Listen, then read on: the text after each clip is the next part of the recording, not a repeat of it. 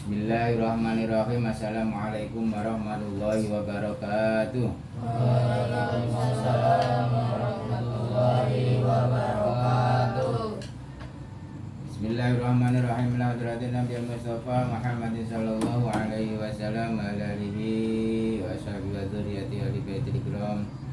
Al-Fatihah khususan ila jami'il masyayikhina murabbi ruhina Kiai Haji Abdul Rauf Ponorogo wa Roki Saikhina murabbi ruhina Kiai Haji Sam'ani Jember wa Roki Saikhina Kiai Fatih Jember Tumaila khususan la Roki Saikhina Kiai Haji Abdul Rahman Tuban jami'il masyayikhina fi hayatihim wa amatihim wa mu'alif fi hadal kitab mabati fiqhiyah yang fauna bi ulumihim wa asrarihim wa anwarihim wa nafaqatihim wa barakatihim fid dunya wa dunya wal akhirah. Sa'udillahumul Fatihah. A'udzu billahi minasyaitonir rajim. Bismillahirrahmanirrahim. Alhamdulillahi rabbil alamin.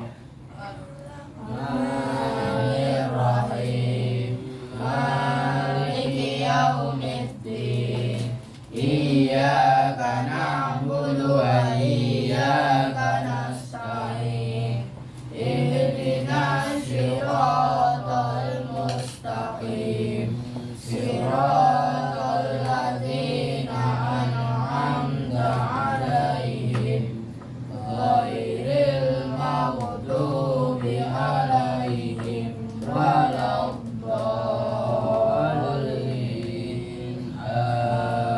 Bismillahirrahmanirrahim. Bismillahirrahmanirrahim. Allahumma alimna ma yanfa'una wanfa'na bima 'allamtana wa zidna ilman walhamdulillahi ala kulli hal wa na'udzu min hali ahlin nar. Allahumma arzuqna fahman nabiyyin wa hifdzal mursalin wa ilhama malaikatil muqarrabin birahmatika ya arhamar rahimin. Allahumma salli ala sayyidina Muhammadinil Fatihi lima ughliqa wal khatimi lima sabaqa nasiril haqqi bil haqq wal hadi ila siratikal mustaqim wa ala alihi haqqa qadarihi wa miqdarihil azim walhamdulillahi rabbil alamin. Ya, berarti itu bukunya ditaruh pensilnya. Yang punya fikih dibuka pelajarannya. Bismillahirrahmanirrahim. Qala Syekhuna Mu'alif rahimahumullahu ta'ala wa nafa'ana bihi wa bi barakati ulumi fid dharaini amin. Bismillahirrahmanirrahim. Kam arkanu sholati. Soal kam arkanu sholati. Jawab arkanuha arba'ata asyara rukna. Jadi di dalam sholat itu ada yang namanya syarat dan ada yang namanya rukun. Telah dipelajari bahwa syarat-syarat untuk sahnya sholat ya itu ada berapa? Ada 5. Tegas ya, bener saran jawabnya tegas saja, nggak bakal ngapa-ngapain. Ada 5 pintar. Jadi syarat ya, yang pertama kita jelaskan tentang syarat ya.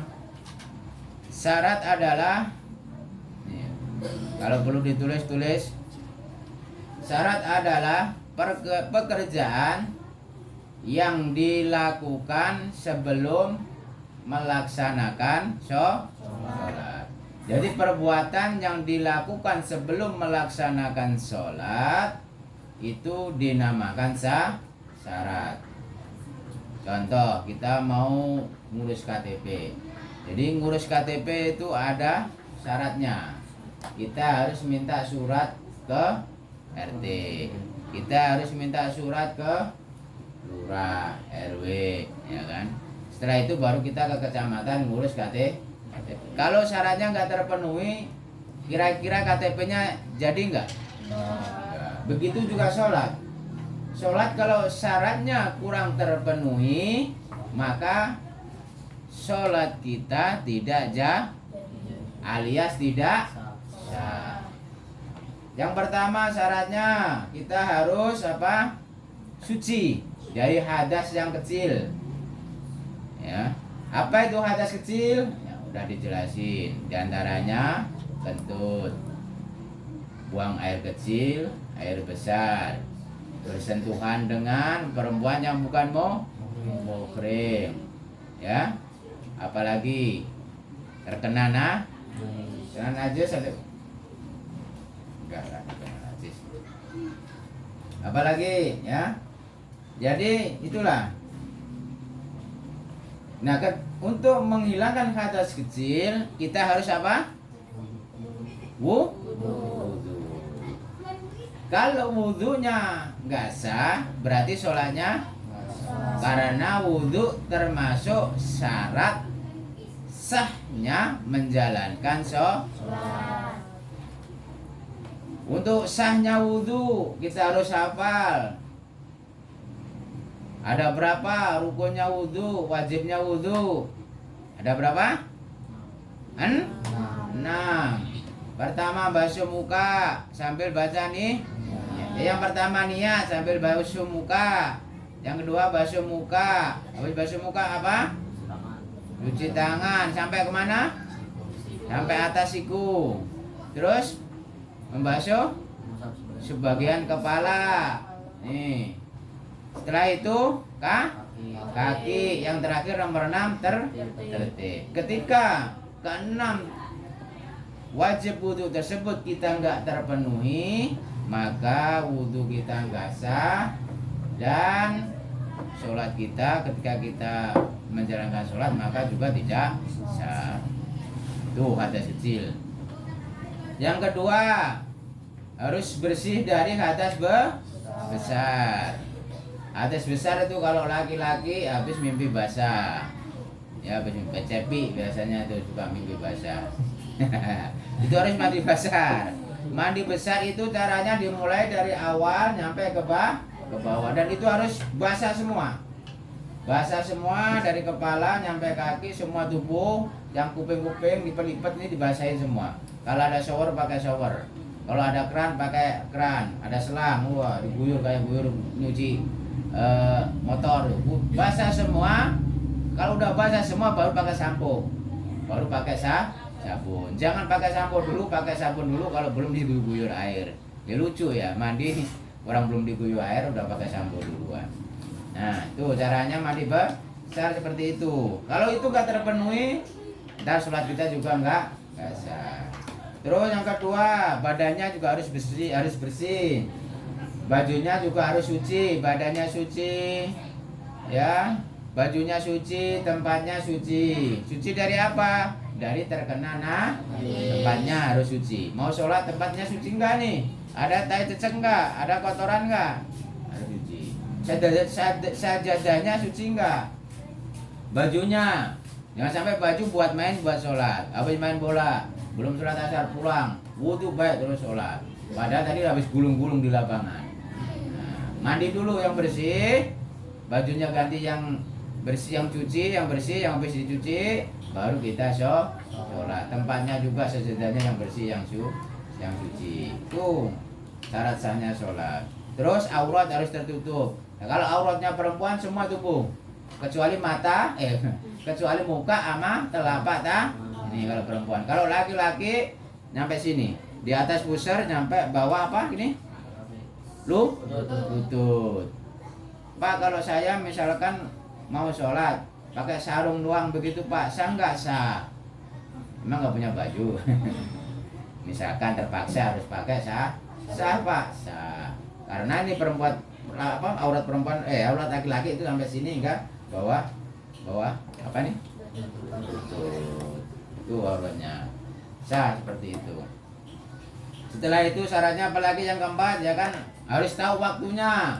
Jangan sampai ya kan, biasanya capek nih mau sholat zuhur ya kan di sholat asar nggak boleh. Ini sholat asar zuhur ya, sholat zuhur sholatnya asar nggak boleh. Jadi kalau sholat zuhur ya di sholat zuhur, sholat asar di sholat harus tahu waktunya. Waktunya udah terangkan Pak Amin kemarin. Sholat zuhur waktunya seberapa, sholat asar juga seberapa, sholat maghrib kapan, sholat isya kapan, udah diterangkan waktu.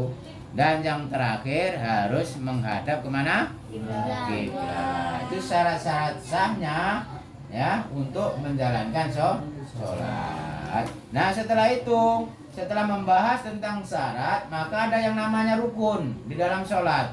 Nah rukun di dalam sholat itu juga wajib dilaksanakan. Ketika di rukun sholat itu tidak kita laksanakan, tidak terpenuhi, maka sholat kita juga tidak sah. Dan adapun rukun-rukun di dalam sholat, nih, kam arkanus sholat ini ada berapakah rukun-rukun sholat? Arkanuha arba'ata asyara ruknan. Ada berapa? 14 rukun. Apa sih rukun itu? Rukun itu adalah ya pekerjaan atau perbuatan yang dilakukan di dalam melaksanakan sholat. Jadi takbirat itu yang dilakukan di dalam sholat itu namanya rukun. Nah ketika rukun itu tidak terpenuhi ya nggak sah sholatnya, seperti itu ya. Ayo disimak. Al awalu, adapun yang awal, al qiyamu berdiri, lil qadiri ya bagi orang yang mampu, fil fardhi di dalam melaksanakan sholat fardu. Jadi rukun sholat yang pertama itu harus berdiri bagi yang mampu. Fil fardhi di dalam melakukan sholat fardu. Jadi sholat fardu itu bagi yang mampu harus berdiri. Sholat fardu doang Pak, sholat sunnah. Nah sholat sunnah boleh ambil duduk. Kalau kalian ke masjid mau sholat tahiyatul masjid atau sholat apa silahkan ambil duduk gak apa-apa. Tapi kalau sholat fardu harus apa? Karena kalau nggak mampu boleh nggak berdiri? Nggak boleh. Ambil duduk boleh. Ambil rebahan Bo. Nah itu karena saking wajibnya sholat. Saking wajibnya sholat, maka sakit-sakit juga kita harus tetap sholat. Harus berdiri di dalam sholat fardu. Kalau sholat sunnah nggak berdiri nggak apa-apa, boleh. Lanjut yang kedua, asani adapun yang nomor 2 di antara rukun-rukunnya sholat adalah niat. Nih, an-niyatu huwa fi'lu ma muqtaronan bil fi'lihi. Niat adalah melakukan pekerjaan, melakukan sesuatu muqtaronan bi fi'lihi, bersamaan dengan menjalankan sholat. Itu niat namanya.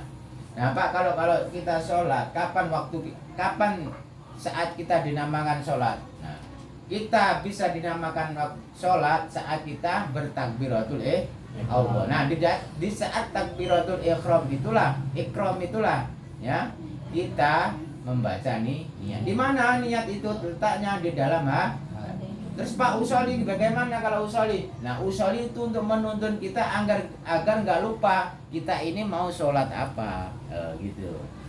Misalkan kita mau sholat zuhur, usoli fardhu zuhur. Tapi kalau nggak pakai usoli, tiba-tiba kita Allahu Akbar niat di dalam lupa. Nah, ini kita mau sholat apa? Bingung jadinya ya kan? Niatnya gagal. Nah kalau udah ada usoli, kita diingatkan dengan usoli bahwa kita mau sholat zuhur tadinya. Nah ketika Allahu Akbar dalam hati, ini Allahu Akbar, hati kita saya niat sholat tuh dalam hati. Bisa kan kerentak dalam hati Allahu Akbar. Itu niat. Jadi menjalankan mengerjakan sesuatu ya kan muqtaronan bil fi'lihi. bersamaan dengan pekerjaan sholat. Aduh, yang nomor 3 asalisu, adapun yang nomor 3, ayo perhatiin ya. Yang nomor 3 adalah takbiratul ihram. Takbiratul ihram, yaitu takbiratul ihram. Ya, yang nomor 3 takbiratul ihram. Kenapa disebut takbiratul ihram? Kok gak takbiratul akbar atau takbiratul ikhlal apa bagaimana? Disebut takbiratul ihram karena pada saat Allahu Akbar ini kita udah diharamkan melakukan sesuatu. Ngomong gak boleh, makan gak boleh. Hukumnya jadi makan hukumnya jadi haram ketika kita sholat.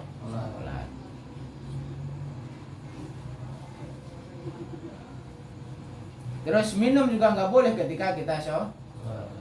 Ngobrol apalagi. Ini siapa yang suka ngobrol kalau sholat? Tipan. Ya, ngaku dia bagus. Besok lagi jangan diulangi ya. Itu harus ngaku. Nah, iya saja. Enggak saya enggak. Padahal ya. Nah, kalau udah ngaku iya berarti besok enggak lagi gitu. Kalau masih lagi besok berarti orang anak apa namanya? Minta ada apa itu? Minta digantung. Ya. Tuh.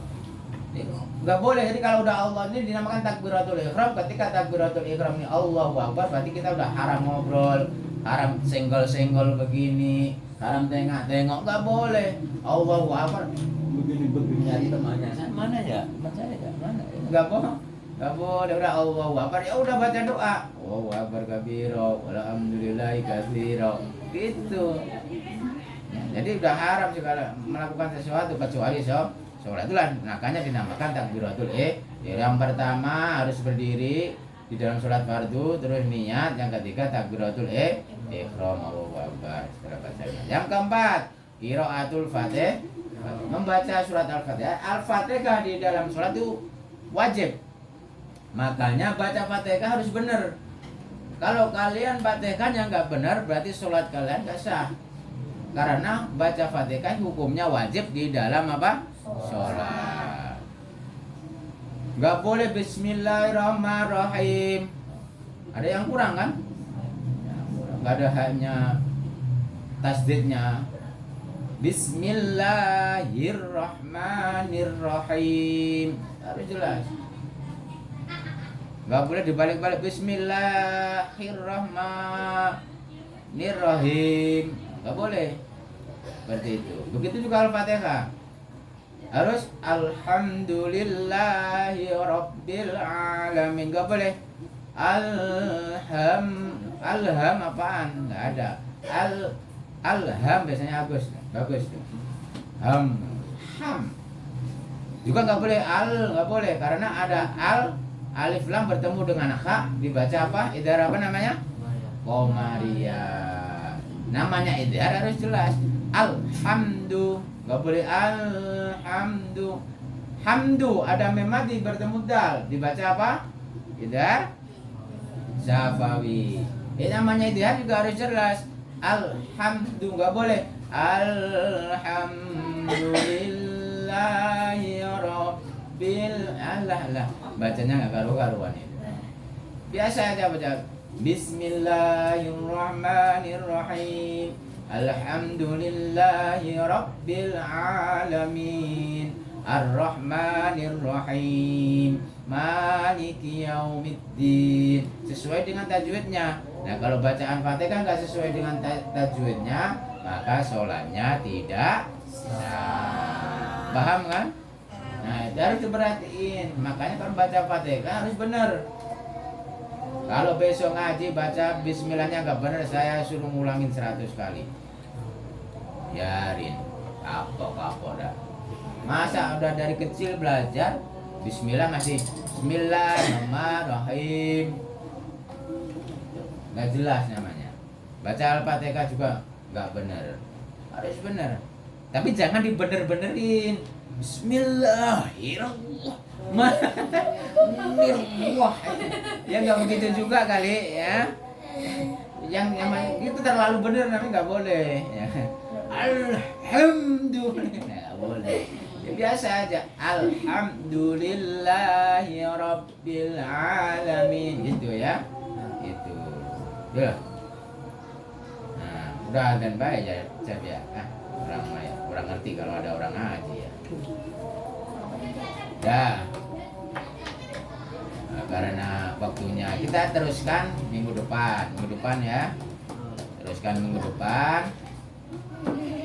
Minggu depan kita belajar fikih sekaligus tajwid agar kalau fikih untuk mengetahui tentang bagaimana syarat, bagaimana sahnya kita melakukan ibadah. Kalau tajwid, ayo apa? Untuk membenarkan cara kita membaca Al-Quran biar benar. Nah tajwidnya kalau kita paham tajwid, Al-Fatihahnya insya Allah benar, makrotnya yang pas, ya. Idhar, idgham, ikhfa'nya harus sesuai. Semoga kita diberikan istiqomah oleh Allah Subhanahu wa taala, tetap semangat untuk selalu belajar, menuntut ya, mencari ilmu. Amin ya Allah ya rabbal alamin. Al-Fatihah. A'udzu billahi minasyaitonir rajim. Bismillahirrahmanirrahim. Alhamdulillahi rabbil alamin. Ar-Rahmanir Rahim. Maliki yaumiddin. Iyyaka na'budu wa iyyaka nasta'in. Ihdinas siratal mustaqim. Siratal ladzina an'amta 'alaihim ghairil maghdubi 'alaihim waladdallin. Amin. Subhanakallahumma wa bihamdika asyhadu an la ilaha illa anta astaghfiruka wa atubu ilaik. Assalamualaikum warahmatullahi wabarakatuh. Waalaikumsalam warahmatullahi wabarakatuh.